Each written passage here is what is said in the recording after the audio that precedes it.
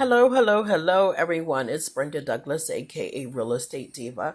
And in this episode, I want to discuss the 5 factors that make up your credit score, right? So, listen, whether you are not interested in purchasing a home at all, whether you are currently in the market for a home, or if you are preparing for a home, or if you are a homeowner, these factors are important for you to remember. Why? Because everyone needs to proactively work to improve your credit and also monitor your credit, whether or not you are ready to do something right now, right? So knowing these factors are important because life happens, right? So you need to have your credit on par, right? Now, before we get started, let's go over the credit ranges, right? Or the credit scores and what they mean. So, a credit score can range between 300 to 850, right? 300 being poor, 850 being excellent, right? So 300 to 549, that's very poor, right? So if your credit score falls within that range, that's a very poor score, meaning that you will absolutely pay. High interest rate, that one, and then 550 to 649, which is poor. Again, you will pay high interest rates, right?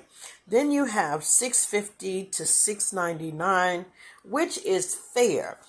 At this score range, you are able to qualify for a mortgage. But let me just say that the higher your score, the lower your monthly interest rates, right? So if you are in the market to purchase a home, this is the range that you need to be in. 650 to 699, and it's really 640. 640 is where it really is, but 650 to 699, you have fair credit, right? So you have better chances at getting approved, right? If your score ranges between 700 to 749, you have what they call good credit, okay? You have good credit. If your credit score ranges between 750 to 850, you have excellent credit. When your score ranges between 750 and 850, you have mastered the game of credit, right? Because that's what it is. I look at it as a game that you have to be determined to win. You have to proactively build your credit. Again, whether you're trying to accomplish a goal or not, good credit is necessary. There are many benefits to having good credit. Let me just first say that if you do nothing to build your credit score, nothing will happen, right? You have to proactively take part in building and maintaining your score. And that's whether or not you want to purchase anything at all, right? It is good to monitor your credit and then also, again, build your credit, right? Because there are many advantages to having good credit, whether you want to purchase a home or not. Number one, you get lower interest rates, right? I think it's so unfair. I've already said it, that people with poor credit are charged crazy, ridiculous interest rates amounts, right? So it's crazy. The other thing is going to college. Your child, when they need to go to college, it is helpful that you have a great credit score because they check the parents' credit score, right? And then for business, I don't need to tell you, having a home-based business, being able to apply for business credit, it helps that you have a great credit score, right? And then also, life happens. What if you need to get home equity loan? What if you need to apply for a credit card, right? When you go to move, and even if you're renting, credit matters, right? And so I want to discuss the factors of that affect or make up a credit score, right? So that you will know what those factors are, and then you can make sure that you're doing those things. You're proactively working to build your credit. Okay. As we go over these five factors, listen, I want you to be honest with yourself about your situation, right? If you have made mistakes and missed the mark, I don't want you to beat yourself up. I want you to get back on track and pay attention to these, or be mindful of these factors so that you can plan a strategy, right? And again, if you missed the mark, then that's fine. Get back on track. That's the most important thing, okay? Now, there are five factors that work together to determine what your credit score is, right? Whether it's in the 300 range or the 850 range or the 800 range, there are factors that affect your score. They work together to determine your score. The first one is your bill payment history, okay? That means how often you pay your bills on time. Okay, so again, this is not to, if you're one of those people who wait to the last minute or don't pay it at all, then they tack on the late fee. You know who you are. I've been there, done that. If you are that person, don't beat yourself up. Just get on track and start paying your bills on time. In fact, that's something that all of us can do right now, wherever you are, whether again you're in the market to purchase or not. Start now paying your bills on time. Don't wait until that due date or that colorful envelope come in the mail. Pay your bills on time. This one particular factor affects your is based on 35% of your credit score, okay? So again, you want to get back on track and go ahead and pay your bills on time. If you're already doing so, kudos, keep going, right? Because that again affects 35% of your accounts for 35% of your credit score, right? The second factor is the amount of debt that you are carrying, right? This factor counts for 30% of your FICO score, right?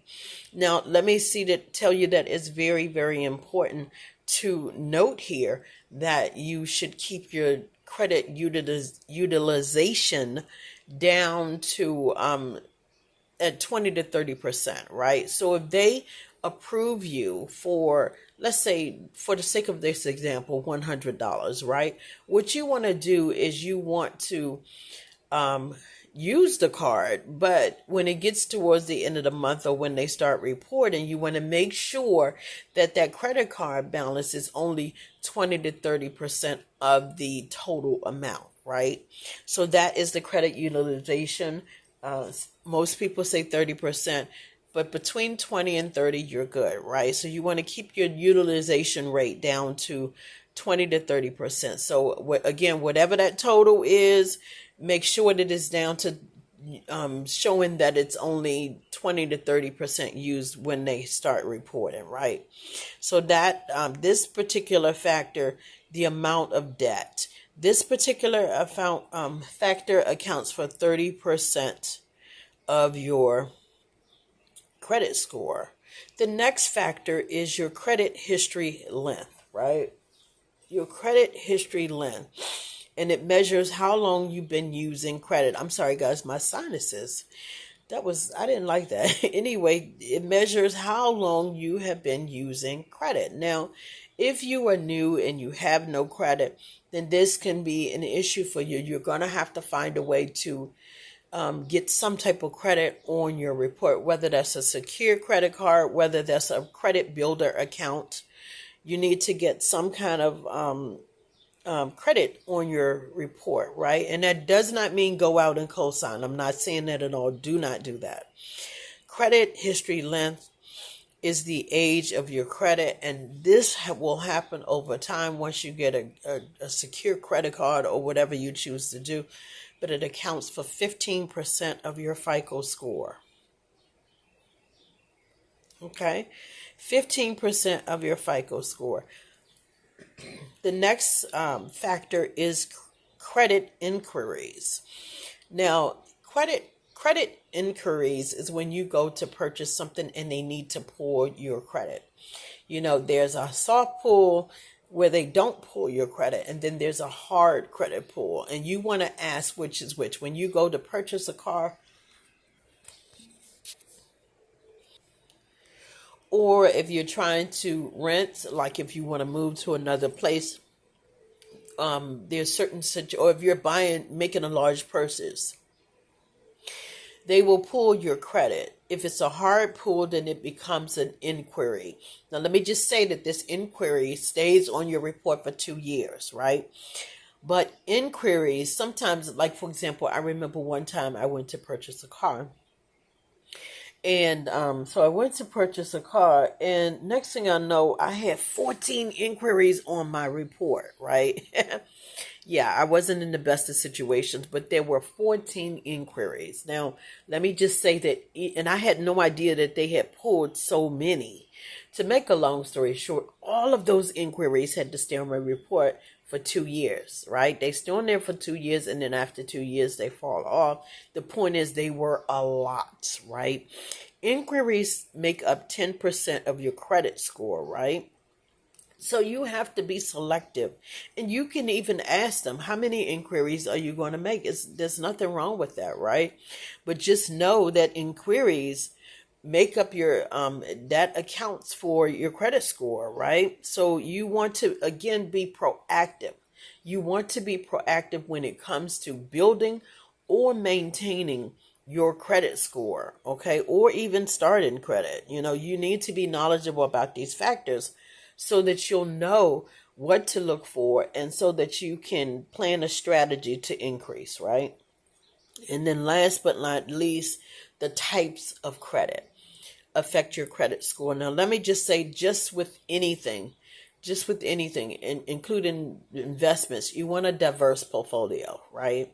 You want a diverse portfolio. So the last factor that affects your credit are the types of credits, right? And this makes up 10% of your credit, right? And that means, again, a variety of different types of credits, such as student loans, car loans, credit cards. Again, recurring, that word, credit. Anyway, debit, I'm sorry. The point is you want a diverse mix of credit accounts, and that will show the lender that you can manage a wide portfolio of different types of accounts. There is this saying, and it's when you know better, we do better, right? So now that you know the 5 factors that make up your credit score, you can do better in terms of managing your credit score and in terms of building your credit score, right? So listen, guys, I hope that this information has been helpful to you. Feel free to leave a comment. Also, don't forget to like, share, and subscribe to this channel.